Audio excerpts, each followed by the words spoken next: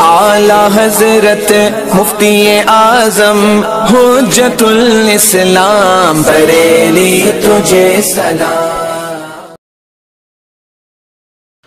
السلام علیکم ورحمۃ اللہ تعالی وبرکاتہ۔ مرکز اہل سنت جامعہ رضویہ منظر اسلام کے یوٹیوب چینل ہم سبق درس نظامی میں آپ کا خیر مقدم ہے۔ پیارے بچوں، جنہوں نے اب تک ہمارے چینل کو سبسکرائب نہیں کیا ہے وہ ضرور سبسکرائب کر لیں اور بیل آئیکن یعنی گھنٹی بھی بجا دیں تاکہ ہر ویڈیو کی نوٹیفیکیشن اطلاع اپلوڈ کرتے ہی آپ تک پہنچ جائے، اور اپنے ساتھیوں سے بھی شیئر کریں، شیئر کرنا نہ بھولیں تاکہ ان کو بھی فائدہ حاصل کرنے کا موقع ملے، اور بات پسند آئے تو لائک بھی کیا کریں اور اپنے قلبی تأثر کو ضرور کمنٹ کر کے بتائیں۔ بسم اللہ الرحمن الرحیم۔ وَأَفْضَلُ الْأَنْبِيَاءِ محمد علیہ السلام، اور انبیاء علیہ السلام میں سب سے زیادہ فضیلت رکھنے والے نبی جو ہیں وہ محمد علیہ السلام ہیں، وہ سارے انبیاء میں افضل ہیں۔ اس پر دلیل کہ نبی کریم صلی اللہ علیہ وسلم افضل الانبیاء ہیں، اس پر دلیل اشارتاً اللہ رب العزت کا یہ فرمان ہے کنتم خیر امت اخرجت للناس۔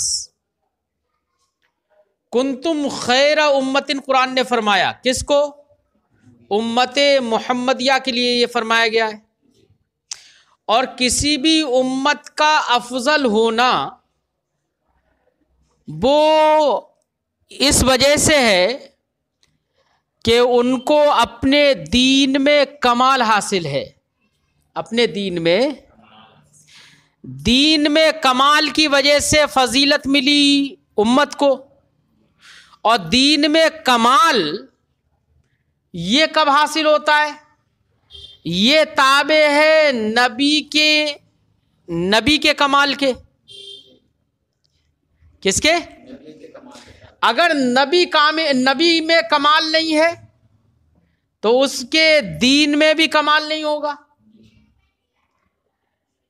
اور جب دین میں کمال نہیں ہوگا تو امت میں بھی کمال نہیں ہوگا، کیونکہ امت تو دین پر عمل کرتی ہے، تو دین میں کمال کی وجہ سے امت میں کمال ہوا، اور دین میں کمال یہ نبی کے کمال کے تابع، اور جب ہماری نبی صلی اللہ علیہ وسلم کی امت کو خیر امتن قرآن نے فرمایا تو اس کا مطلب امت باکمال ہے، اور امت کا کمال کس کی وجہ سے؟ دین کے کمال کی وجہ سے، تو دین بھی کامل، دین میں بھی کمال، اور دین میں کمال کس کے تابع ہے؟ نبی کے کمال کے، تو نبی کا اکمل ہونا معلوم ہو گیا نا۔ اس لیے امت کے افضل ہونے سے دلیل بن گیا، یہ افضل ہونا یہ دلیل بن گیا اس بات پر کہ ہمارے نبی صلی اللہ علیہ وسلم وہ افضل الانبیاء ہیں۔ جب ان کی امت خیر الامم ہے تو وہ خود خیر الانبیاء ہوں گے، افضل الانبیاء ہوں گے۔ دلیل سمجھ میں آ گئی؟ تو اس پر دلیل کہ نبی صلی اللہ علیہ وسلم افضل الانبیاء ہیں۔ ہمارے نبی صلی اللہ علیہ وسلم پر جزئی اور کلی فضیلت کسی اور نبی کو حاصل نہیں ہے، نہ کلی فضیلت حاصل ہے۔ کلی فضیلت کا حاصل ہونا تو بالکل باطل، صراحتاً باطل۔ رہی جزئی فضیلت تو وہ بھی ہمارے نبی پر کسی اور نبی کو حاصل نہیں ہے۔ جزئی فضیلت اگر کہیں پر نظر بھی آئے کہ ہمارے نبی پر دوسرے نبی کو جزئی فضیلت ہے، تو جزئی فضیلت کہیں پر کسی حدیث سے معلوم بھی ہو تو وہ بھی بظاہر ہوگی، حقیقت میں نہیں ہوگی، حقیقت میں نہیں ہوگی۔ اسی وجہ سے ہمارے علماء نے بالخصوص اعلیٰ حضرت علیہ رحمت و رضوان نے المستند المعتمد میں یہ فرمایا ہے کہ غیر نبی کو نبی پر فضیلت دینا یہ کفر ہے۔ غیر نبی کو کسی بھی جہت سے فضیلت دینا یہ کفر ہے۔ لہذا اگر کوئی شخص یہ کہے کہ کبھی کبھی امتی جو ہے وہ عمل میں نبی سے بڑھ جاتا ہے. معاذ اللہ اگر کوئی یہ کہے وہ کافر ہوگا. وہ کیا ہوگا؟ کافر ہوگا. اعلیٰ حضرت علیہ رحمہ فرماتے ہیں غیر نبی کو، ظاہر بات ہے امتی تو غیر نبی ہی ہوگا، غیر نبی کو نبی پر فضیلت دینا یہ کفر ہے، اور کسی نبی کو ہمارے نبی پر فضیلت دینا چاہے جزئی ہی کیوں نہ ہو، اعلیٰ حضرت علیہ رحمہ المستند میں فرماتے ہیں کہ یہ گمراہی ہے.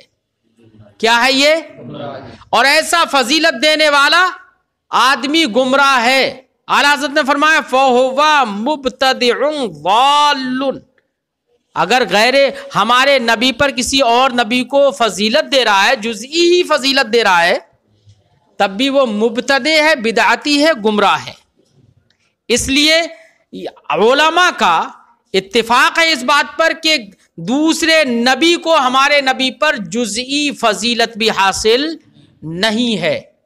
اب آپ کہیں گے کہ کچھ حدیثیں ہم دکھا رہے ہیں جن میں جزئی فضیلت کا علم ہوتا ہے کہ جزئی فضیلت دوسرے نبی کو ہمارے نبی پر حاصل ہے. تو ہم اس کا جواب یہ دیں گے کہ وہ جزئی فضیلت جن روایتوں سے معلوم ہوتا ہے وہ حقیقت میں نہیں ہے، بظاہر ہے. مثال کے طور پر بخاری شریف میں کتاب الرقاق میں ایک حدیث منقول ہے جس کا خلاصہ یہ ہے کہ حضرت ابراہیم علیہ السلام کو سب سے پہلے جنتی جوڑا پہنایا جائے گا. کیا؟ سب سے پہلے جنتی حلہ حضرت ابراہیم علیہ السلام کو پہنایا جائے گا. تو وہاں پر کچھ لوگوں نے یہ لکھا کہ اس سے یہ معلوم ہوتا ہے، جو جزئی فضیلت کے قائل ہیں ان لوگوں نے کہا کہ اس سے معلوم ہوتا ہے کہ حضرت ابراہیم علیہ السلام کو جنتی جوڑا پہنانے میں فضیلت حاصل ہوگی، تقدم حاصل ہوگا، اور یہ جزئی فضیلت ہے. حضرت ابراہیم کو ہمارے نبی پر کلی فضیلت تو کوئی نہیں کہتا، لیکن جزئی فضیلت اس سے سمجھ میں آتی ہے کہ حلہ جنت پہنانے میں ان کو تقدم حاصل ہوگا. تقدم یہی کیا ہے؟ فضیلت ہے. بات سمجھ آئی؟ تو ہمارے علماء محققین علماء نے فرمایا کہ حضرت ابراہیم علیہ السلام کو جو پہلے حلہ جنت پہنایا جائے گا، جو تقدم حاصل ہوگا، جو جزئی فضیلت نظر آ رہی ہے، یہ بظاہر ہے، حقیقت میں نہیں ہے. حقیقت میں کیسے نہیں ہے؟ حقیقت میں ہمارے ہی نبی کو فضیلت ہے یہاں پر بھی. وہ کیسے؟ علامہ بدر الدین عینی علیہ رحمت و رضوان نے یہاں پر شرح فرماتے ہوئے لکھا، فرماتے ہیں کہ حضرت ابراہیم علیہ السلام کو جو جنتی لباس پہلے پہنایا جائے گا وہ ہمارے نبی کی تعظیم کے لیے اور استقبال کے لیے، اس لیے نہیں کہ ان کو تقدم حاصل ہے. بظاہر لگ رہا ہے تقدم، لیکن پہنایا اس لیے جائے گا تاکہ حضرت ابراہیم علیہ السلام یا کوئی دیگر حضرات جب ہمارے نبی کو منصہ شہود پر لایا جائے، جب آپ کو پیش کیا جائے، سامنے لایا جائے، تو یہ تمام حضرات جب نبی کا استقبال کریں، حضرت ابراہیم نبی کا جب استقبال کریں تو جنتی لباس میں استقبال کر سکیں، اس لیے پہنایا جائے گا. تو اس میں بھی حقیقت کے لحاظ سے فضیلت کس کو حاصل ہے؟ ہمارے نبی صلی اللہ علیہ وسلم کو. تو اس لیے میں نے فرمایا کہ جہاں پر جزئی فضیلت نظر آئے تو وہ بھی بظاہر ہی ہے، حقیقت میں نہیں ہے. حقیقت میں تو ہمارے نبی ہی کو فضیلت حاصل ہے. بات سمجھ میں آ گئی؟ فرماتے ہیں وَأَفْضَلُ الْأَنْبِيَاءِ محمد علیہ السلام، انبیاء میں سب سے فضیلت رکھنے والے محمد علیہ السلام ہیں، لقولہ تعالیٰ، کیونکہ اللہ نے ارشاد فرمایا کنتم خیر امت اخرجت للناس الی آخر الآیہ. ولا شک، اور کوئی شک نہیں ہے، نہ خیریت الامت بحسب کمالہم فی الدین، امت کا بھلا ہونا وہ اس اعتبار سے ہے کہ وہ دین میں کمال ہے، ان میں دین میں ان کے کمال کی وجہ سے ہے، کمال کے اعتبار سے ہے. وَذَلِكَ تَابِعٌ لِكَمَالِ نَبِيِّهِمْ، اور دین میں کمال یہ تابع ہے ان کے نبی کے کمال کے تابع ہے. کون سے نبی کے؟ الذی یتبعونہ، جس نبی کی وہ پیروی کرتے ہیں. ٹھیک ہے نا؟ لہذا نبی اکمل ہوئے، نبی کامل ہوئے. لہذا جس نبی کی امت افضل ہے ساری امتوں میں، تو وہ نبی بھی سارے انبیاء میں افضل ہوں گے. والاستدلال بقولی علیہ السلام، کچھ لوگوں نے استدلال کیا ہے اس بات سے کہ نبی کریم صلی اللہ علیہ وسلم نے فرمایا انا سید ولد آدم ولا فخر علی.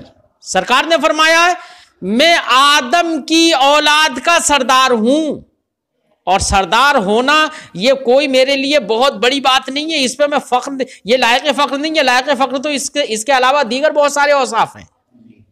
ولا فخر علی، اور اس پر بھی مجھے کوئی فخر نہیں ہے. تو کچھ لوگوں نے اس سے استدلال کیا کہ انا سید ولد آدم سے پتہ چل رہا ہے کہ آپ سید الانبیاء ہیں، افضل الانبیاء ہیں، ہے نا؟ صاحب شرح عقائد فرماتے ہیں اس حدیث پاک سے استدلال کرنا صحیح نہیں ہے، ضعیف ہے استدلال. کیوں ضعیف؟ اس لیے ہے صاحب شرح عقائد کے بیان کے مطابق کیونکہ حدیث پاک میں انا سید ولد آدم، میں آدم کی اولاد کا سردار ہوں، میں آدم کی اولاد کا سردار ہوں. تو اس سے آدم کی اولاد یعنی جو آدم کے علاوہ جتنی اولاد آدم ہیں دیگر انبیاء علیہ السلام ان کا سردار ہونا تو معلوم ہو رہا ہے، لیکن آدم کا سردار ہونا معلوم نہیں ہو رہا ہے. اس سے آدم کا کہ ہمارے نبی آدم علیہ السلام کے بھی سردار ہیں یہ معلوم نہیں ہو رہا ہے. اس لیے انا سید ولد آدم جو حدیث ہے اس سے استدلال کرنا نبی کی افضلیت پر اور سیادت پر یہ ضعیف ہے. بات سمجھ میں آ گئی؟ لیکن میں یہ کہوں گا کہ اس سے استدلال کرنا بھی ضعیف نہیں ہے. کیسے؟ ہمارے محدثین نے اس کو ذکر بھی کیا ہے. کیسے؟ اس لیے کہ انا سید ولد آدم کا معنی یہ نہیں ہے کہ میں آدم کی اولاد کا سردار ہوں، یہ معنی نہیں ہے. اس طرح کا جب کہیں پر اس طرح کے محاورات آتے ہیں تو ولد آدم سے مراد بنی آدم ہوتا ہے.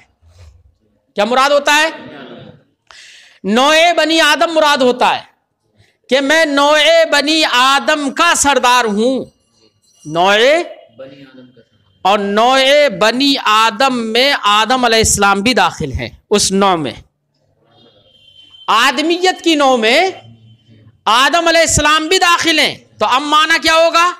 میں نوع بنی آدم کا سردار ہوں، یعنی آدمیت کی جو نوع ہے جس میں آدم بھی داخل ہیں میں اس کا سردار ہوں. تو آدم علیہ السلام پر بھی سرداری معلوم ہوگی اس سے. سمجھے نہیں؟ اس لیے حدیث پاک سے استدلال ضعیف نہیں ہے.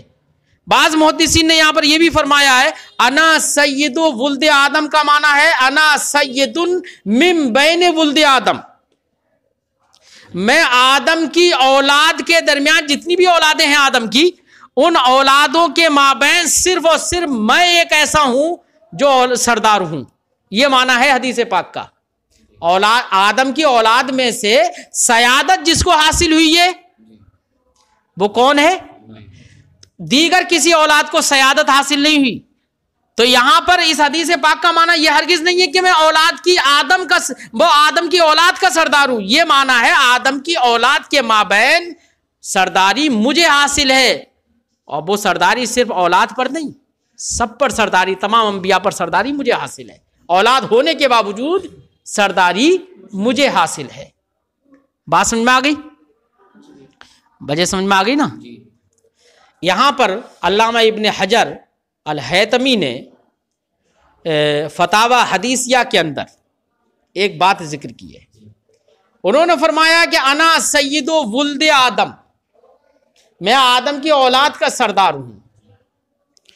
تو ظاہر بات ہے یہاں پر یہ لگ رہا ہے کہ آدم علیہ السلام کی اولاد میں سرکار ہیں اور ابن ہیں سرکار، اور حضرت آدم علیہ السلام اب ہیں. اگر من جہت الاب دیکھا جائے، کیا ظاہر بات ہے کہ اب من حیث الابوت ابن پر مقدم ہوتا ہے. تو علامہ ابن حجر حیتمی نے فرمایا کہ اگر من جہت الاب ہی دیکھا جائے فلہ وجہ، تو تقدم اور فضیلت جزئیہ کی ایک وجہ ہے من حیث الابوت. سمجھے نہیں؟ لیکن آگے فرماتے ہیں لیکن یہ بھی بظاہر ہی ہے. آگے یہ بھی فرمایا ساتھ میں فلہو وجہن کہہ کر ساتھ میں یہ بھی فرمایا لیکن یہ بھی بظاہر ہی ہے. کیوں؟ آگے فرماتے ہیں کہ حقیقت میں تو ہمارے نبی ہی کو یہاں پر بھی سرداری حاصل ہے، فضیلت حاصل ہے. کیسے؟ اس لیے کہ آدم علیہ الصلوۃ والسلام بظاہر ہمارے نبی کے باپ ہیں، لیکن آدم کی پیدائش بھی ہمارے نبی کے ہی صدقے میں ہے. اس لیے حقیقت کے اعتبار سے ہمارے نبی ہی کو فضیلت حاصل ہے. بظاہر یہ ابوت کی فضیلت حضرت آدم کو بظاہر ہے. بات سمجھ میں آ گئی؟ تو کیا حرج ہے اس کی بات؟ اس میں کوئی پریشانی کی بات نہیں ہے. تو جزئی فضیلت اگر آدم کو نظر بھی آ رہی ہے یہاں پر تو وہ بھی بظاہر ہے، حقیقت کے اعتبار سے نہیں ہے. اعلیٰ حضرت نے فرمایا ظاہر میں میرے پھول، حقیقت میں میری اصل. یہ صدا ان کی یاد میں بل بشر کی ہے. اور اس طریقے سے کہا، مجھے شعر صحیح سے یاد نہیں ہے. تو حقیقت بظاہر آدم علیہ الصلوۃ والسلام کے اولاد ہیں، حقیقت میں تو اصل ہیں ان کی. ظاہر میں میرے پھول، حقیقت میں میری نخل. یہ گل کی یاد میں یہ صدا بل بشر کی ہے. ایسے ہے، گل کی یاد میں صدا یہ بل بشر کی ہے. اس طرح سے ہے. بہرحال تو حقیقت میں آدم بھی ہمارے نبی کے صدقے میں پیدا ہوئے. خلاصہ گفتگو یہ ہے کہ ہمارے نبی پر کسی نبی کو بھی جزئی فضیلت بھی حاصل نہیں ہے. اگر کہیں پر لگے بھی آپ کو احادیث پڑھنے میں تو وہ بھی بظاہر ہی ہوگی، حقیقت میں نہیں ہوگی. بات سمجھ میں آ گئی؟ گفتگو دراز ہو گئی آج. فرماتے ہیں صاحب کتاب والاستدلال بقول علیہ السلام، نبی صلی اللہ علیہ وسلم کی اس فرمان سے انا سید ولد آدم ولا فخر علی سے استدلال کرنا ضعیف ہے. میں نے آپ کو بتایا کوئی ضعف نہیں ہے نا. لأنه لا يدل على كونه افضل من آدم، کیونکہ یہ حدیث پاک دلالت نہیں کرتی اس بات پر کہ ہمارے نبی صلی اللہ علیہ وسلم آدم سے افضل ہے. بل من اولاد ہی، بلکہ اس بات پر دلالت کرتی ہے کہ ہمارے نبی آدم کی اولاد سے افضل ہے. لیکن میں نے آپ کو بتایا کہ یہی حدیث پاک دلالت کرتی ہے اس بات پر کہ آدم سے بھی افضل ہے. سمجھے نہیں؟ ہاں، اس لیے استدلال کوئی ضعیف نہیں ہے اس سے. والملائکۃ عباد اللہ تعالی عاملون بامرہ، اور ملائکہ اللہ کے بندے ہیں.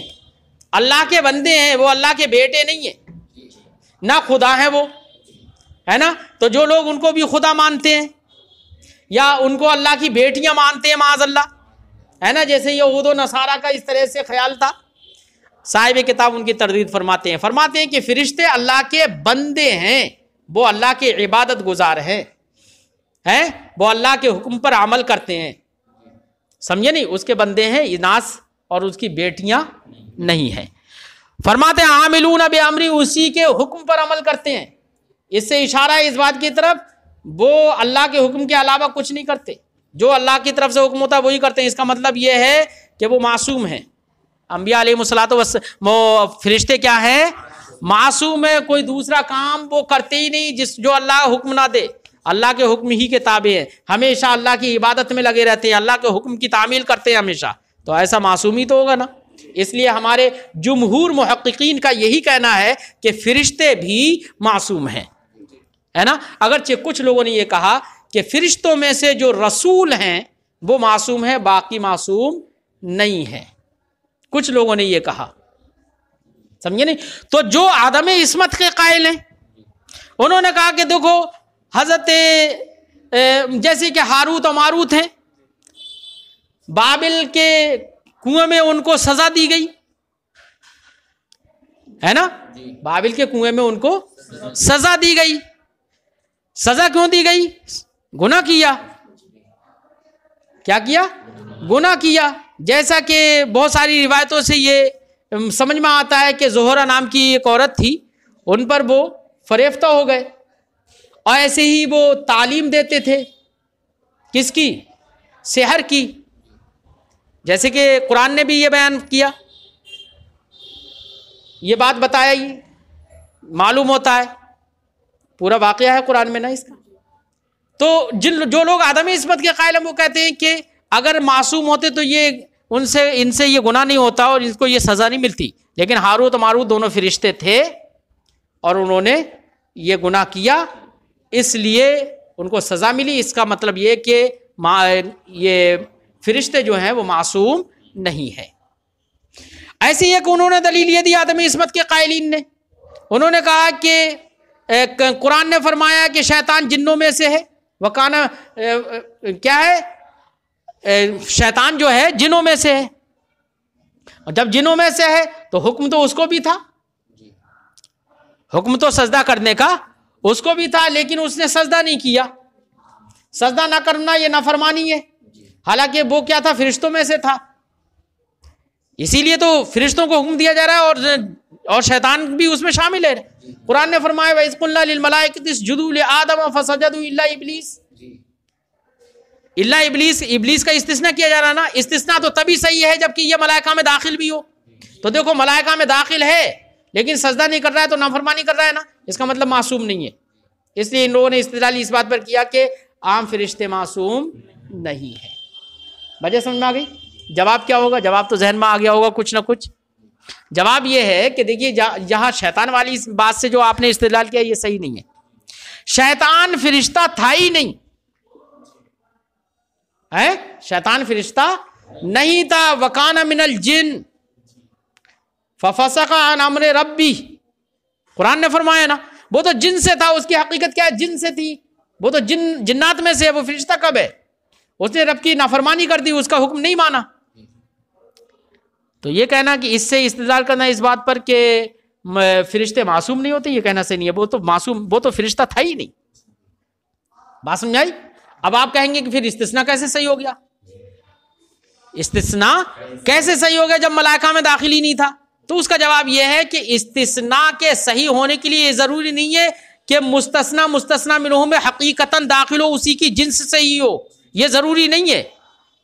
کبھی کبھی ایک شے دوسری چیز کے بھائی ایک چیز جو ہے دوسری چیز میں رہتی ہے۔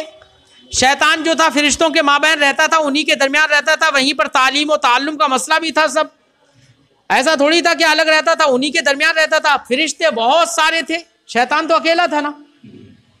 تو جب انہی کے درمیان رہتا تھا تو اس ایک کا کوئی شمار ہی نہیں ہے، فرشتے بے شمار، تو تغلیب کس کو ہوگی؟ ایک کو الگ سے بیان کیا جائے گا؟ نہیں، جس کے درمیان رہ رہا تو کہہ دیا کہ فرشتوں کو حکم دیا تو سب نے سجدہ کیا، ابلیس نے نہیں کیا۔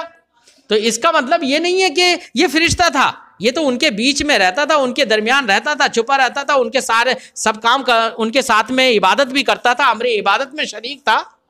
اس لیے ملائکہ بول دیا گیا تغلیباً، کیا تغلیباً ملائکہ بول دیا، کیونکہ غلبہ کس کا تھا؟ ملائکہ ہی کا تھا، اس لیے انہی کا ذکر کر دیا۔ اور تغلیباً غلبہ دیتے ہوئے تو ایک کا ذکر کر دیتے ہیں، دوسرا بھی مراد ہو جاتا ہے ساتھ میں۔ حالانکہ اس کا مطلب یہ نہیں ہے کہ جیسے بولا جاتا ہے نا، اب وین بولا جاتا ہے، تغلیب کی مثال دے رہا ہوں۔ اب وین کس کو بولا جاتا ہے؟ اب وین ماں باپ دونوں کو بولا جاتا ہے اب وین۔ اب کا معنی کیا ہوتا ہے؟ باپ۔ اب وین دو باپ تھوڑی ہوتے ہیں، ایک ماں ایک باپ، لیکن باپ کو فضیلت حاصل ہے، اس لیے تغلیباً اب کو غلبہ دیتے ہوئے ماں کو بھی اس میں شامل کر لیا جاتا ہے۔ ایسا تھوڑی ہے ماں بھی باپ ہو گئی، یا یہ ہے نا، ایسا تھوڑی ہے کہ ماں کی حقیقت بدل کے وہ عورت نہ رہ کر کے اب مرد ہو جائے گی، ایسا نہیں ہے۔ ایسی تغلیباً وہاں پر بھی ملائکہ کہہ دیا گیا ہے، کیونکہ وہ بہت زیادہ تھے، ان کو عظمتیں حاصل تھیں، ان کو ملائکہ کہا گیا، انہی کے بیچ میں یہ رہتا تھا تو یہ بھی اسی میں شامل ہو گیا۔ اس کا مطلب یہ تھوڑی ہے کہ اس کی حقیقت بدل گئی، تو شامل ان میں تھا، ان میں ہو گیا، اس کا مطلب یہ نہیں ہے کہ جن نہیں رہا فرشتہ ہو گیا۔ یہ اس شمول کی وجہ سے استثناء صحیح ہے، شمول کی وجہ سے استثناء صحیح ہے۔ جواب ہو گیا نا؟ اور رہا وہ مسئلہ زہرہ والا، تو ہمارے محققین علماء نے جیسے کہ قاضی عیاض علیہ رحمت و رضوان نے شفا میں اس کی صراحت کر دی ہے کہ جو زہرہ اور نامی عورت کا جو مسئلہ ہے، جو واقعہ اور قصہ ہے، وہ یہودیوں اور نصرانیوں کا گڑھا ہوا قصہ ہے، وہ کوئی حدیث نہیں ہے، وہ گڑھا ہوا قصہ ہے۔ ٹھیک ہے، اب اگر قاضی عیاض کی بات مانے تو ایسی صورت میں تو بات بالکل صاف ہو گئی، کیا کیونکہ جب گڑھا ہوا ہے تو فرشتوں کو کوئی سزا اور یہ سب کوئی مسئلہ ہی نہیں ہے نا. ان کی بات پہ تو جواب ہو گیا. لیکن امام غزالی محقق دورہ ہیں, امام غزالی علیہ رحمۃ و رضوان نے فرمایا کہ یہ حدیث بالکل صحیح ہے. امام غزالی نے یہ بھی فرمایا ہے کہ زہرا کی قصے والی جو حدیث ہے اور ہاروت و ماروت کو جو سزا دی جا رہی ہے, یہ جو حدیث ہے یہ حدیث بالکل صحیح ہے. قاضی ایاز کے مطابق یہ کہ گڑھی ہوئی حدیث ہے. امام غزالی فرماتے ہیں کہ صحیح ہے حدیث. اب امام غزالی کے قول پر جواب کیا ہوگا؟ تو جواب ہم یہ دیں گے کہ اگر حدیث واقعی صحیح ہے تو ہمارا جواب یہ ہوگا کہ ہماری گفتگو فرشتوں کے سلسلے میں ہے. ہمارا کلام کس میں ہے؟ فرشتوں میں ہے کہ فرشتے معصوم ہیں, اور جو فرشتے کی حقیقت سے بھی خارج ہو جائے تو ہم اس کی عصمت کے دعوے دار نہیں ہیں. اللہ رب العزت نے ان کے اندر نفس کی شہوت ڈال دی, اور شہوت نفسانیہ سے فرشتے معصوم ہیں, ان کے اندر نہیں ہے. اور جب اللہ نے ان کو شہوت نفسانیہ دے دی تو یہ فرشتوں کی جو مطلب ایک نوعیت ہے اور ایک حقیقت ہے اس سے خارج ہو گئے شہوت نفسانیہ کی وجہ سے. کس سے؟ جب شہوت نفسانیہ ان کے اندر آ گئی, اس سے جب یہ خارج ہو گئے تو یہ فرشتے کی حقیقت سے ان کا خروج ہو گیا. تو اب یہ فرشتے ہی نہیں رہے جب شہوت نفسانیہ ان کے اندر اللہ نے ڈال دی. چاہے وہ عبرت کے طور پر ڈالی کہ تاکہ لوگوں کو عبرت ہو جائے کہ دیکھیے, یا یہ بتانے کے لیے ڈالی کہ دیکھیے ڈینگے مت مارو, انسان کے اندر شہوت پڑی ہوئی ہے, تو اس کا مطلب یہ نہیں ہے کہ ان پر تم افضل ہو جاؤ. انسان جو شہوت کے باوجود گناہوں سے بری ہیں, دور رہ رہے ہیں, تو وہ افضل ہیں فرشتوں سے, کیونکہ شہوت ہونے کے باوجود وہ بچے ہوئے ہیں. تو ان کو یہ بتانے کے لیے کہ دیکھو شہوت کیا چیز ہوتی ہے, آدمی آسانی سے نہیں بچتا ہے, اللہ کے ڈر ہی سے بچے گا. تو شہوت نفسانیہ ڈال دی. اب ڈالنے کے بعد میں اب ان کا بھی مطلب جو ہوا زہرا عورت کے ساتھ, جو بھی مطلب دل فریفتہ ہو گئے, تو یہ بعد میں ہوا. تو اب حقیقت ملکیت سے یہ خارج ہو گئے, اور ہم نے جو عصمت کا دعویٰ کیا ہے وہ اس صورت میں جبکہ حقیقت ملکیت باقی رہے. تو جب یہ حقیقت ملکیت ہی سے خارج ہو گئے تو اب اس سے ہم پر اعتراض کرنا صحیح نہیں ہے. لہذا ہمارا دعویٰ یہی ہے کہ انبیاء علیہم الصلاۃ والسلام کے طرح فرشتے بھی معصوم ہیں. بات دراز ہو رہی ہے, ترجمہ لگا دیتے ہیں. فرماتے والملائکۃ عباد اللہ تعالی عاملون, ملائکہ اللہ کے بندے ہیں, اس کے امر پر عمل کرنے والے ہیں. علامات اللہ علیہ قولہ تعالی, جیسے کہ اللہ رب العزت کا یہ فرمان اس پر دلالت کرتا ہے, لا یسبقونہ بالقول وہم بامرہ یعملون, کہ فرشتے قول میں بات میں اللہ سے آگے نہیں بڑھتے ہیں. وہم بامرہ یعملون, اور وہ اللہ کے حکم ہی پر عمل کرتے ہیں. وقولہ تعالی, ایسی اللہ کا فرمان ہے, لا یستکبرون عن عبادتہ ولا یستحسرون, کہ فرشتے اللہ کی عبادت سے اپنے آپ کو بڑا نہیں سمجھتے. ولا یستحسرون, نہ ہی اس کی عبادت سے کمزور ہوتے ہیں. ولا یوصفون بذکورۃ ولا اناسا, اور ایسی فرشتے جو ہیں نہ ہی ذکورت سے موصوف ہیں نہ ہی انوثت سے موصوف ہیں, یعنی نہ ہی مؤنث ہے نہ ہی مذکر. اذ لم یرد بذالک نقل, کیونکہ ان کے ذکورت اور انوثت سے متعلق نہ ہی کوئی نقل وارد ہے. ولا دل علیہ عقل, اور نہ ہی کوئی عقل اس پر دلالت کرتی ہے. کس بات پر؟ کہ وہ مؤنث ہو یا مذکر ہو. وما زعم عبدۃ الاصنام, اور جو بت پجاریوں نے خیال کر لیا ہے کیا, انہم بنات اللہ, کہ وہ اللہ کی بیٹیاں ہیں. کیا ہیں؟ اللہ کی. محال باطل, تو یہ کیا ہے؟ محال ہے اور باطل ہے, کیونکہ اللہ رب العزت نے فرمایا یسمون الملائکۃ تسمیۃ الانثی ما لهم به من علم. تردید فرما دی نا کہ فرشتوں کو مؤنث کہتے ہیں, حالانکہ انہیں کوئی اس کا علم ہی نہیں ہے, علم ہی کی نفی کرتی, یعنی جاہل ہیں وہ جو یہ کہتے ہیں. اس کا مطلب یہ ہوا سیدھا تردید ہو گئی. ایسی اللہ نے ارشاد فرمایا وجعلوا الملائکۃ الذین هم عباد الرحمن اناسا اشہدوا خلقهم ستکتب شہادتهم ویسألون, کہ اللہ نے ارشاد فرمایا کہ ان لوگوں نے فرشتوں کو اللہ کی بیٹیاں بنا دیا. کیا یہ اللہ ان کی پیدائش کے وقت حاضر تھے؟ نہیں تھے نا. تو اللہ نے ارشاد فرمایا کہ اب ان کی گواہی کو لکھ لیا جائے گا اور ان سے سوال کیا جائے گا کہ کیا تم حاضر تھے نہیں تھے, کیا اللہ نے واقعی بیٹیاں بنایا ہے. سب ان سے پوچھ تاچھ ہوگی. اس سے کیا پتہ چلا کہ شریعت نے اس بات پر دلالت کی, آیات کریمہ نے اس بات پر دلالت کی کہ یہ فرشتے جو ہے نہ مذکر ہیں نہ مؤنث ہیں. وَإِفْرَاطٌ فِي شَأْنِهِمْ, ان کو مؤنث کہنا, لڑکیاں کہنا, یہ ان کی شان میں افراط ہے, بڑھانا ہے. کیونکہ لڑکی بنا دیں گے تو اس کا مطلب اللہ کی بیٹی, اور اللہ کی بیٹی تو اللہ ہی ہوگی نا. ارے بھئی انسان کی بیٹی تو انسان ہی ہوگی نا, تو الہ کی بیٹی بھی الہ ہوگی, یا الہ کا ابن بھی الہ ہی ہوگا. تو جو الہ نہیں ہے اس کو الہ بنا دینا یہ افراط ہے نہیں ہے. فرماتے کما ان قول الیہود, جیسے کہ یہودیوں کا کہنا ہے ان الواحد فالواحد منہم قد یرتکب الکفر, جیسے کہ یہودیوں نے یہ کہا کہ کوئی کوئی فرشتہ کفر بھی کر لیتا ہے. وَيُعَاقِبُهُ اللَّهُ, اللہ اس کو مسخ کے ذریعے سے سزا دے گا. یہودیوں نے کہا سزا دیتا ہے اللہ تعالیٰ. یہ کہنا یہودیوں کا تفریط فی شانہم, یہ ان کی فرشتوں کی شان میں کمی کرنا ہے نا. اتنا گھٹیا بنا دیا تم نے. تو کسی نے افراط کیا, کسی نے تفریط کی. وَتَقْصِيرٌ فِي حَالِهِمْ, اور ان کے حال میں. مسخ کا مطلب ہے بدل دینا, صورتیں بدل دینا, سزا دینا, مصلح کر دینا, یہ سب.